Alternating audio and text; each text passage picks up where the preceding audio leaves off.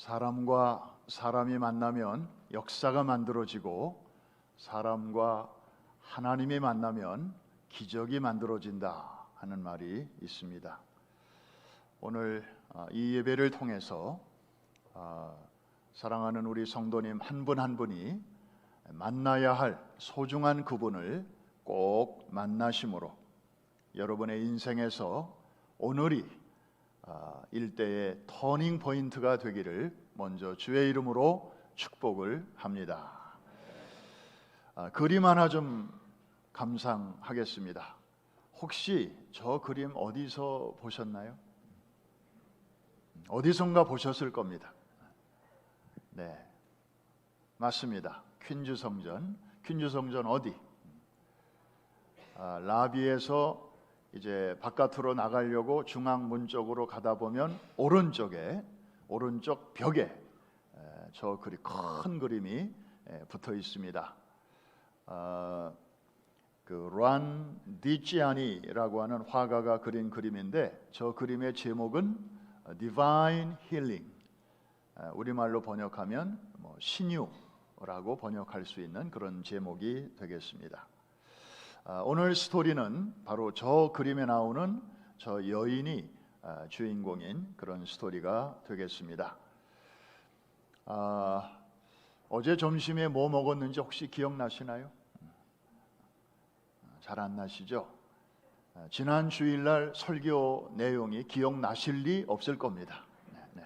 어제 것도 기억이 잘 안 나는데 그래도 혹시 기억을 되살려서 지난주에 예수님께서 하도 이제 고단하시니까 좀 쉬시려고 배편으로 배를 타고 갈릴리 호수 저 건너편으로 가셨는데 그 동네 이름이 거라사. 거라사. 맞습니다. 거기서 이제 귀신 들린 사람 한 사람을 만나서 예수님이 이렇게 쫓아내 주시죠. 그랬더니 그 귀신들이 그 사람에게 나와서 어디로 들어가죠? 돼지떼 몇 마리? 와, 2,000마리. 2,000마리 돼지떼로 들어가 가지고 얘네들이 물속에 그냥 직진을 해서 몰살을 당합니다. 그래서 그 마을 사람들이 예수님을 어떻게 하죠? 쫓아냅니다. 예수님은 귀신을 쫓아내 주셨는데 그 동네 사람들이 예수님을 쫓아내요.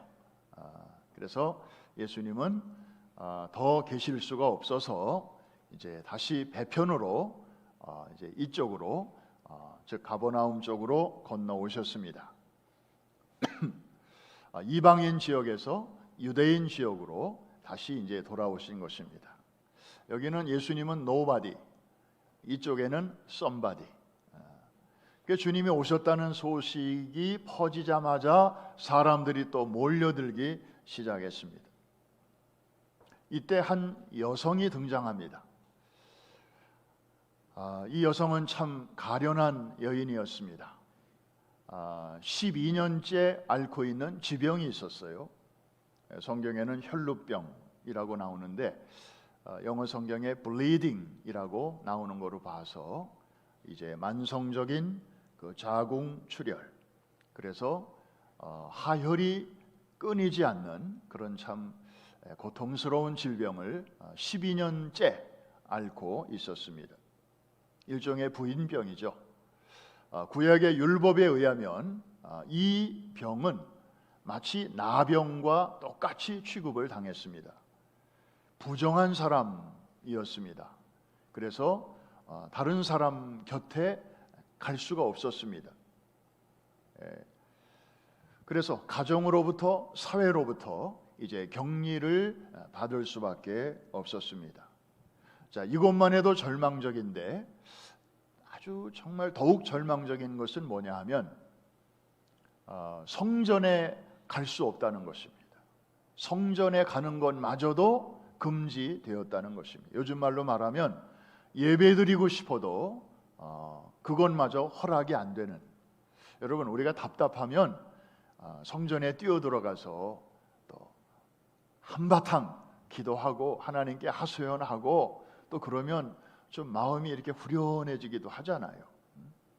그런데 이 질병은 그것조차도 허락이 되지를 않았습니다. 자, 이 여인이 다시 가정으로 또 사회로 또 성전으로 갈 수 있는 길이 하나 있긴 있어요. 그건 뭘까요? 병 낫는 거죠. 그래서 이 여인은 정말 재산을 아끼지 않고 모든 용하다는 의원은 다 찾아갔어요. 이 사람한테도 맡겨보고 저 사람한테도 맡겨봤는데 이상하게 고쳐지지를 않는 거예요. 뭐 조직 검사하고 뭐 한다고 하는 사이에 오히려 병세는 더 깊어져가고 이제 거의 빈 털터리가 되었던 것 같습니다. 그러던 어느 날 이 여인이 바람결에 소문을 듣습니다. 어떤 소문인가요? 예수님에 대한 소문입니다. 예수라는 분을 만나는 사람마다 눈먼 자가 눈을 뜨고 벙어리가 말을 하고 귀머거리가 이제 말귀를 알아듣고 각색 병자가 고침을 받았다. 심지어 귀신 들린 자들도 자유함을 얻었다고 하는 이런 소문이 들린 것입니다. 소위 whispering hope, 희망의 속삭임이 들린 것입니다. 근데 여러분 참 신비로운 게 이 사람이요 어떤 상황에서 그냥 소문 하나만 들었는데도 이렇게 믿음이 생기는 경우가 있습니다. 아무리 옆에서 팩트를 쏟아부어줘도 믿음이 안 생기는 경우도 많은데 어떤 사람은 어떤 경우에 정말 이렇게 소문만 듣고도 믿음이 생기는 경우. 우리 로마서 10장 17절이 그것을 우리에게 잘 말해주고 있는데요. 잘 아시는 말씀이죠. 함께 한번 읽겠습니다. 그러므로 믿음은 들음에서 나며 들음은 그리스도의 말씀으로 말미암았느니라. 여러분 그 신생아가 막 태어났을 때 이 오감 중에서 제일 먼저 열리는 감각이 청각이라는 거 아십니까? 눈을 뜨기 전에 또 냄새를 맡기 전에 제일 먼저 열리는 게 이 청각이랍니다. 우리 소아과 의사한테 한번 물어보세요.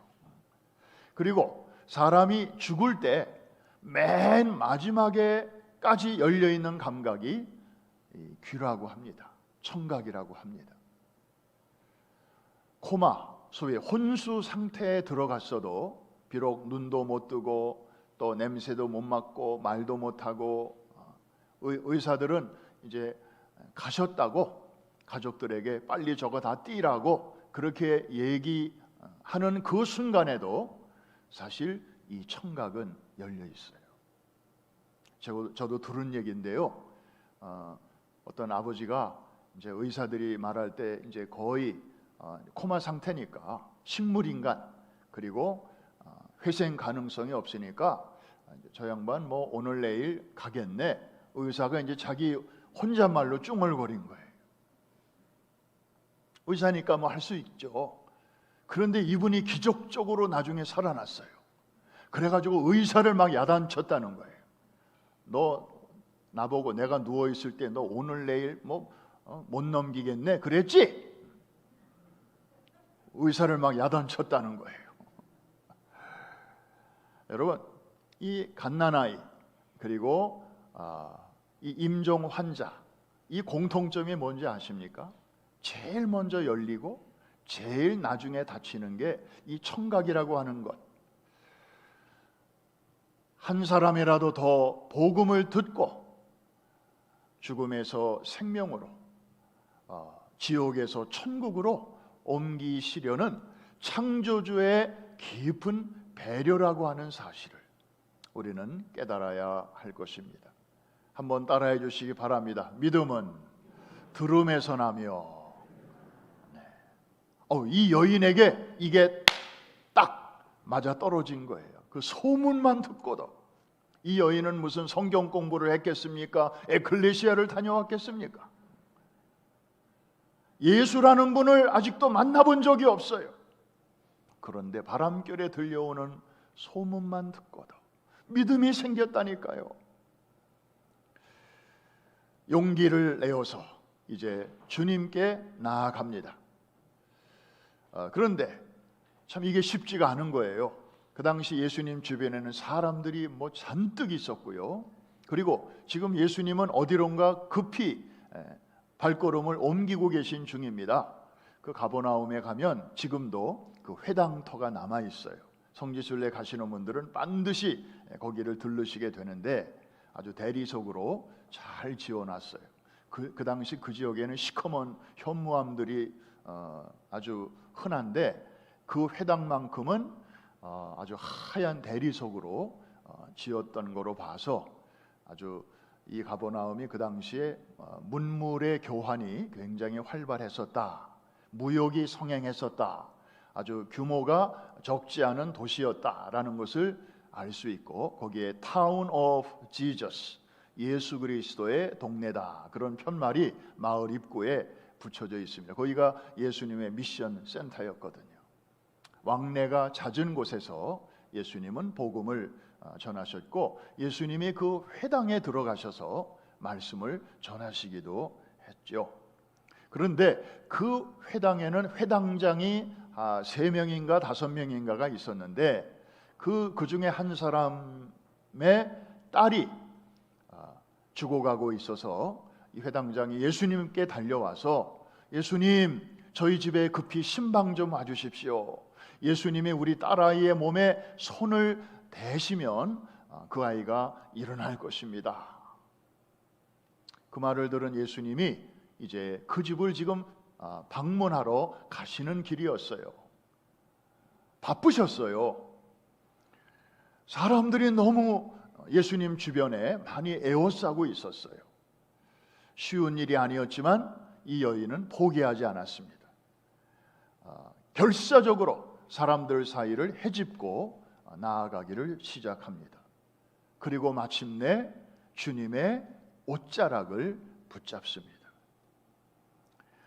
앞으로도 못 가고 뒤쪽으로 간신히 가서 주님의 옷자락을 붙잡았는데 그 장면을 우리가 같이 한번 보겠습니다. 마가복음 5장 27절 28절인데 한번 27절 다 같이 시작. 예수의 소문을 듣고 무리 가운데에 끼어 뒤로 와서 그의 옷에 손을 대니 그 다음 이는 내가 그의 옷에만 손을 대어도 구원을 받으리라 생각함일러라. 이 여인은 차마 예수님의 몸에 손을 댈 수는 없었습니다. 왜? 부정한 여인이었기 때문에. 다른 사람과의 접촉이 허가되지 않았기 때문에. 그래서 이 옷에 손을 대었는데요. 우리말 마가복음에는 옷 이렇게 되어 있지만 마태복음이나 또 누가복음 이 다른 복음서에 보면은 조금 더 구체적으로 묘사가 되어 있는데 옷가라고 되어 있습니다. 그러니까 그 당시 유대인들은 통짜로 된 이렇게 원피스 옷을 입고 있는데 그 남자들의 옷에 그 끈이 이렇게 있고 소위 옷 술이 이렇게 달려져 있었어요. 그러니까 이 여인이 만진 것은 예수님의 그 본체 옷이 아니었고 그 옷에서 부록처럼 이렇게 딸려 나와 있는 그 술을 만진 것입니다. 이따가 그림 다시 한번 보여드릴 텐데 그때 자세하게 한번 보십시오. 영어 성경에도 edge of the cloak, 그 옷의 가장자리라고 그렇게 되어 있습니다. 중요한 것은 이 여인에게는 믿음이 있었다는 것이죠. 아까 28절 보니까 내가 그의 옷에만 손을 대어도 구원을 받으리라, 그런 생각이 있었고 그 생각의 뿌리로 내려가면 믿음이 있었다는 거예요. 무엇만 들었는데도, 소문만 들었는데도. 여러분, 이게 믿음의 힘이죠. 믿음의 힘이에요. 막연한 신념이 아니고 주님이시라면, 저분이시라면 내 문제를 해결해 주실 수 있을 것이라고 하는 그런 이 대상이 분명한, 그리고 그에 대한 신뢰가 확실한 그런 믿음이 이 여인 속에 있었다는 말씀입니다. 그 결과는 여러분들이 너무나 잘 아시죠. 놀라운 일이 일어났습니다.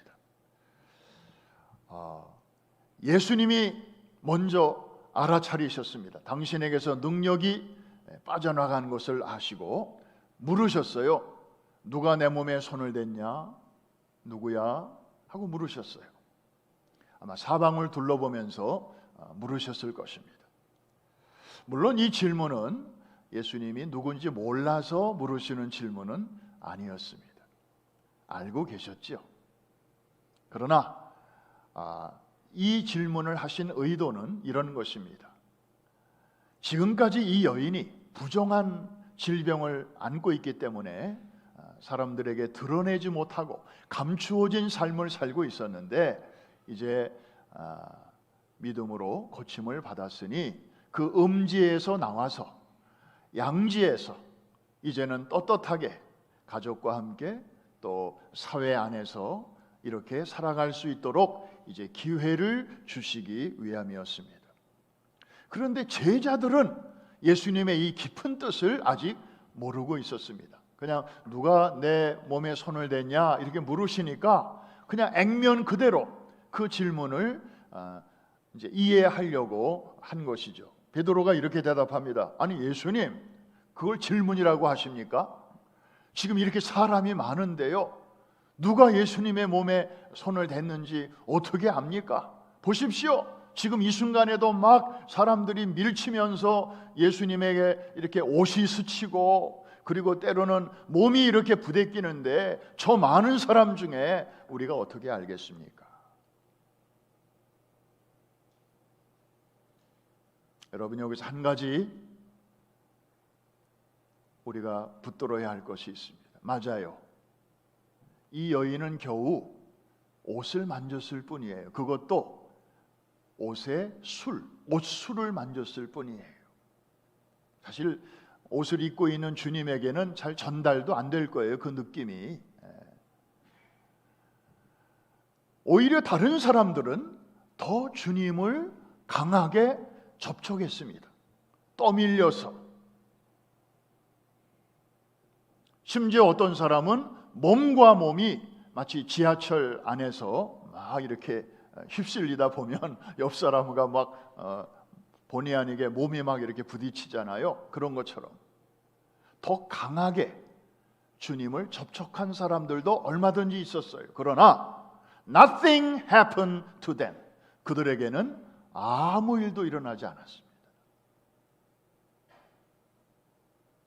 그 시간에 오직 한 여인에게만 놀라운 일이 일어났습니다. 그분은 주님을 만진 적이 없습니다. 감히 만질 수가 없었습니다. 가까이 가는 것도 부끄러웠습니다. 그래서 겨우 옷을 만졌고, 그것도 앞에서가 아니라 뒤에서 만졌고, 그것도 옷의 본론이 아니고 그냥 거기서 이렇게 삐져나와 있는 그 옷술, 그것을 만졌을 뿐입니다. 그런데 믿음으로 만졌고 간절한 마음으로 만졌을 때에 오직 그 순간에는 그녀에게만 하나님의 놀라운 은혜가, 치유의 능력이 흘러갔던 것입니다. 할렐루야. 여기에 놀라운 은혜의 비결이 있습니다. 주님이 물으시니까 이 여인은 놀랐지요. 그래서 야단맞을 각오하고 이제 자수를 합니다. 주님, 접니다. 제가 만졌습니다.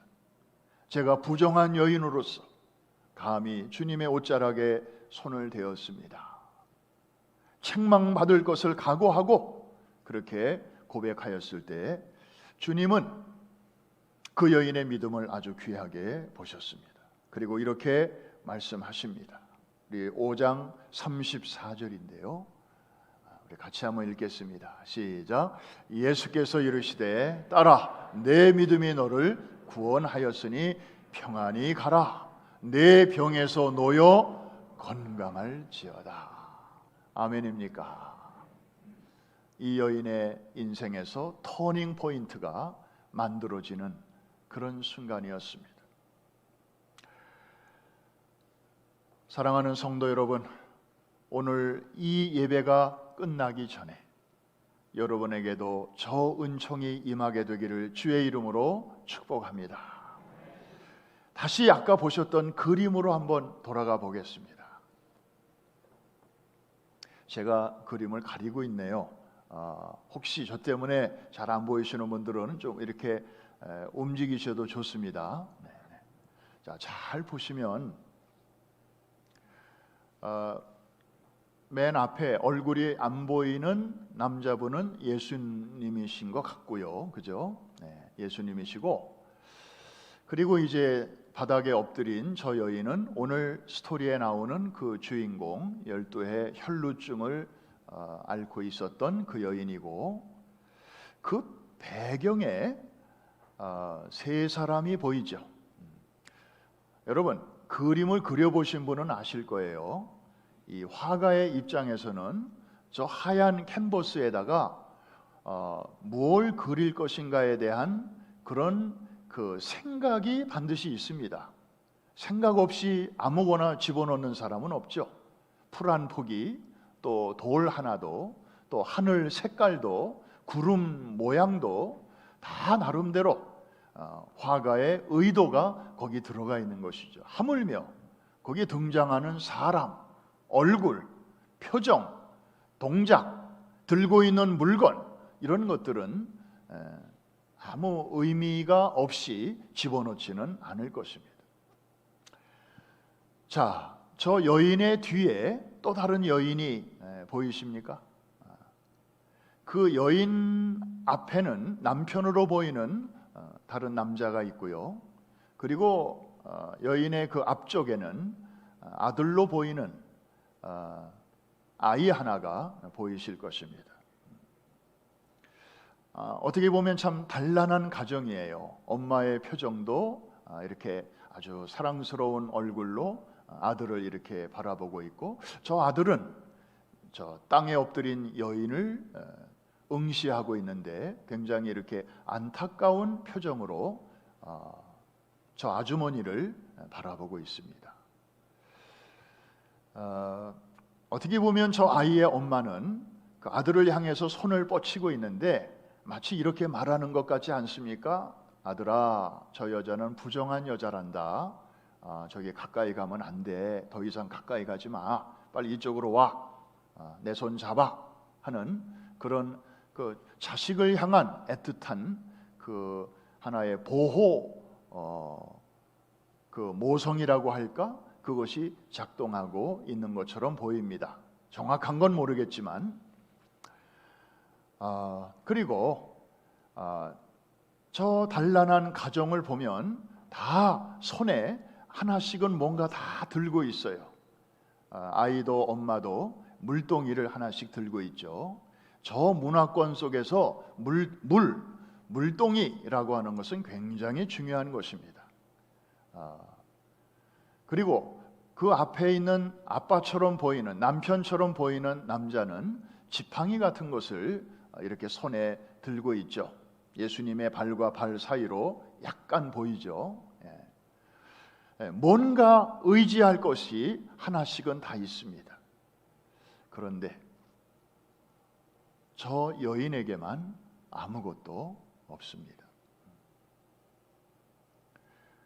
사실 저 여인에게도 저렇게 단란한 가정을 이루고 싶은 그런 로망이 왜 없었겠습니까?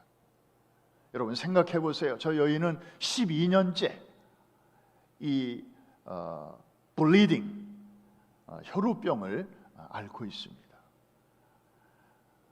저 여인이 처녀라면 결혼 꿈이나 꿀 수 있었겠습니까? 그리고 저 여인이 결혼한 다음에 나중에 저런 병이 생겼다면 결혼 생활 제대로 할 수나 있었겠습니까? 저런 경우는 보통 남편이 이혼을 요구한다고 합니다. 가정 생활을 제대로 할 수 없으니까요. 그래서 참 저 여인은 남편으로부터 사랑도 받지 못하고 그리고 처녀였다면 정말 보통 여인들이 꿈꾸는 그런 가정 생활도 할 수가 없는 그런 가련한 입장이었습니다. 손에는 아무것도 없습니다. 빈손입니다. 그런데 그 손으로 이제 주님의 옷자락을 만지고 있는 것입니다. 저 앞에 있는 한 여인과 그 뒤에 있는 단란한 가정을 이루고 살아가는 또 다른 여인과 컨트라스트, 아주 그 대조적이지 않습니까? 아마 저 그림을 그린 화가는 저게 2005년도에 그 미국 화가가 그린 그림인데 비교적 최근의 그림이죠. 아마 그런 대조를 좀 우리에게 메시지로 보여주는 게 아닌가 싶습니다. 여러분, 우리에게도 정말 저런 믿음이 필요하지 않을까요? 우리 모두가 다 믿음을 갖고 있고 믿음 생활을 하고 있습니다마는 정말 하나님을 기쁘시게 하는 믿음, 과연 어떤 걸까요? 우리 한번 성경 찾아보십시다. 히브리서 11장 6절에 우리가 하나님을 기쁘시게 하는 일들이 참 많죠. 전도 열심히 하고 선교 열심히 하고 헌금 열심히 하고 봉사 열심히 하고 그럴 때 하나님 기뻐하셔요. 그러나 가장 하나님을 기쁘시게 하는 게 뭔지 히브리서 11장 6절입니다. 다 같이 시작. 믿음이 없이는 하나님을 기쁘시게 하지 못하나니 하나님께 나아가는 자는 반드시 그가 계신 것과 또한 그가 자기를 찾는 자들에게 상 주시는 이심을 믿어야 할지니라. 아멘입니까? 믿음이에요. 하나님은 우리가 믿음으로 나아갈 때 가장 기뻐하셔요. 뒤집어 말하면 우리가 다른 것 열심히 하면서도 그 바탕에 하나님을 향한 신뢰와 믿음이 깔려 있지 않으면 하나님은 그만큼 기뻐하시지 않는다는 거죠. 여러분, 믿음이란 무엇입니까? 하나님이 우리에게 거저 주시는 은혜를, 선물을 받기 위해서 내미는 우리 마음의 손, 이것이 바로 믿음입니다. 믿음은 복잡한 게 아니에요. 믿음은 구원은 믿음으로 받는 것인데, 그리고 구원받은 이후에도 하나님의 은혜도 우리가 믿음으로 누리는 것인데, 그 믿음은 다른 게 아니고 하나님이 뭔가를 우리에게 주시려고 이렇게 선물을 내미실 때 뒷짐지지 않고 또 자꾸 뭐 이렇게 생각만 하고 있지 않고 아유 저한테도 그런 걸 주시다니 하고 감사한 마음으로 받기 위해서 내미는 마음의 손, 이게 바로 믿음입니다. 이해가 되시면 아멘 하십시다. 그래서 아무것도 없어도 빈손이어도 그냥 주실 때 감사합니다 하고 내밀기만 하면 하나님은 그 선물을 우리에게 값없이 은혜로 주시는 줄로 믿습니다. 오늘날 우리가 신앙생활하면서 가장 방해 요소가 뭔지 아십니까? 너무 옵션이 많다는 것입니다. 여러분들이 어렸을 적만 해도요, 우리의 삶이 이렇게 복잡하지 않았어요. 제1차 산업혁명, 제2차 산업혁명, 농경시대, 뭐 그때만 해도 그냥 삶이 이렇게 단조로웠어요. 그냥 아침에 일어나서 그냥 오전에 그 일하고 오후에 좀 일하고 오후에 와서 씻고 식구들끼리 밥 먹고 또 숙제하고 그리고 그 다음날 또 일어나고, 그때는 뭐 무슨 놀이 문화가 뭐 다양한 것도 아니고 아주 참 단순했어요. 그런데 지금은 4차 산업혁명 시대로 들어오다 보니까 삶은 굉장히 편리해졌는데, 그리고 아주 굉장히 좀 옛날보다 많이 발전을 했는데 너무 옵션이 많아요. 식당에 가도요, 메뉴가 너무 많을 때는 고민입니다. 뭘 먹어야 할지. 그 직장인들이 점심 때마다 고민이 그거예요. 오늘은 뭘 먹을까? 차라리 그냥 설렁탕집에 가면은 옵션이 별로 몇 가지 안 되잖아요. 고르기가 쉬운데 막 메뉴가 막 5페이지, 7페이지, 10페이지 되면 고민이 생기는. 아까 그 여인 보십시오. 가족도 없습니다. 손에 든 거 아무것도 없습니다. 빈손입니다. 오직 의지할 때라고는 예수라는 분 한 분밖에 없었습니다. 그래서 이 여인은 그 발 앞에 엎드린 것이고 옷자락이라도 붙잡은 것이고, 그런데 그 믿음이, 그 단순한 믿음이 기적을 가져온 것입니다. 아까 말씀드렸죠. 다른 사람들은 더 세게 주님의 몸에 이렇게 스쳤고 주님의 몸과 더 가까운 사람들 많았어요. 그런데 그들에게는 예수님이 많은 옵션 중에 하나였을 뿐이에요. 굳이 예수님이 나를 지금 도와주지 아니하셔도 I'm okay. 나는 그런 대로 오늘 하루 살아갈 수 있어. 여러분, 아무리 여러분의 삶이 과거에 비해서 여유가 있어지고 그리고 넉넉해져도 이런 것은 있다가도 없어지는 것이고 없다가도 있는 것이고, 그러나 내가 정말로 의지할 분은 내가 이 땅에서만이 아니라 이 시간 속에서만이 아니라 영원토록 나와 함께 하시고 내 인생을 인도해 주시고 내 삶을 책임져 주실 분은 바로 예수 그리스도이십니다. 그런 의미에서 내게는 주님밖에 없습니다. 내가 끝까지 의지할 자는 바로 주님이십니다. 이 신앙의 고백이 우리에게서 떠나지 않게 되기를 주의 이름으로 축원합니다. 말씀을 마칩니다. 하나님을 기쁘시게 하는 것이 바로 믿음인데, 하나님이 기뻐하시는 믿음은 꼭 큰 믿음일 필요는 없습니다. 뭐 보통 우리가 말할 때 저 사람 믿음은 정말 통이 큰 믿음이야, 이렇게 말할 수 있죠. 그냥 우리끼리 하는 얘기예요. 하나님이 통 큰 믿음을 가진 자들만 특별히 기뻐하시고 사랑하신다면 저는 자신 없어요. 저는 하나님께 큰 기쁨 드릴 자신이 없어요. 그런데 여러분, 안심하십시오. 하나님이 원하시는 믿음은 큰 믿음이 아니고 크신 하나님께 대한 여러분의 순수한 신뢰, 그거면 됩니다. 할렐루야.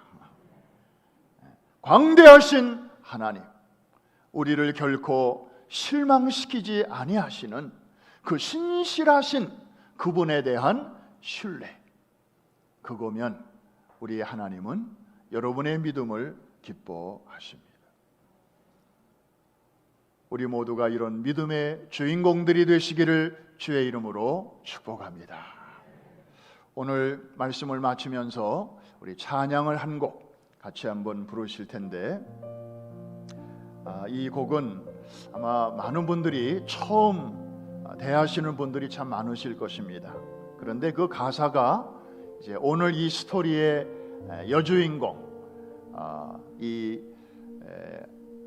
하혈병을 앓고 있는, 혈루증을 앓고 있는 이 여인과 또 다른 여인, 몸을 팔고 그러면서 생계를 유지하던 한 여인이 예수님 만나서 구원받고 그 구원의 기쁨으로 이제 향유를 깨서 자신의 머리칼로 주님의 발을 닦아드렸던 그 두 여인의 이미지를 이렇게 연결을 시키면서 주님을 향한 그 사랑을 고백하는 믿음의 노래인데, 우리 한번 이 찬양 같이 한번 불러보겠습니다.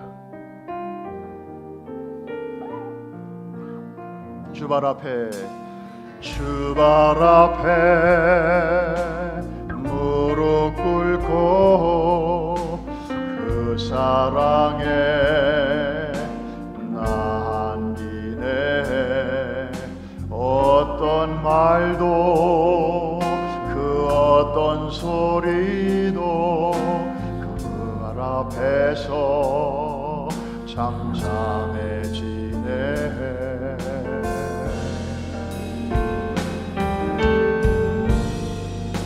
주 나의 사랑 그 발 앞에 앉아 내 모든 기도는 사랑의 노래가 되네.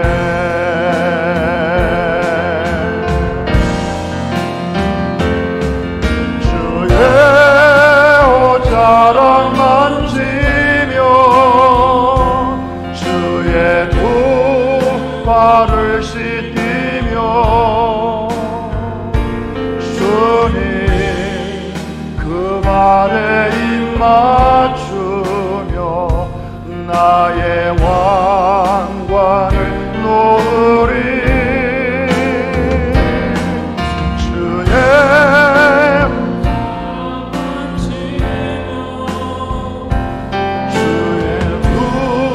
발을 씻기며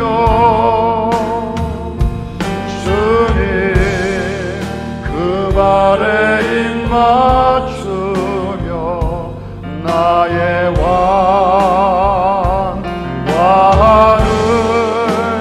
놓으리. 여러분이 마지막 가사를 보면 나의 왕관을 놓으리. Tocar tu manto, Señor, lavar los pies de mi Dios, saber que mi corona, 이 코로나, 이게 이제 나의 왕관이라는 뜻 아닙니까? 우리 코로나 하는 뜻이 está junto a ti. 나의 왕관을 주님 앞에 다 내려놓습니다. 내가 지금까지 의지했던 거 다 내려놓고 오직 주님의 옷자락만 붙잡습니다.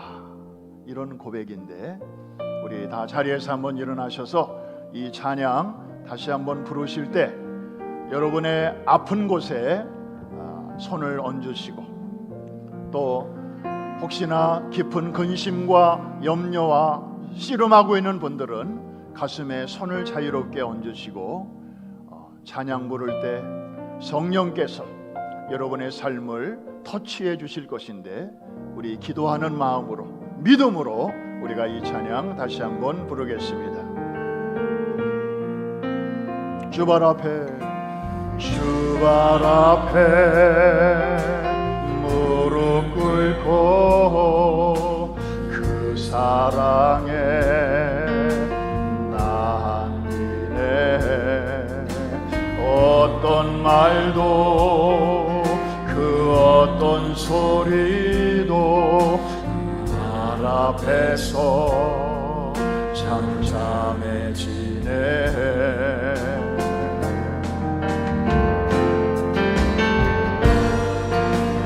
주 나의 사랑 그 발 앞에 앉아 내 모든 기도는 사랑의 노래가 되네.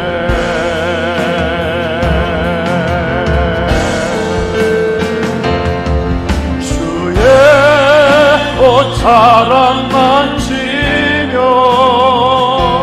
주의 손발을 씻기며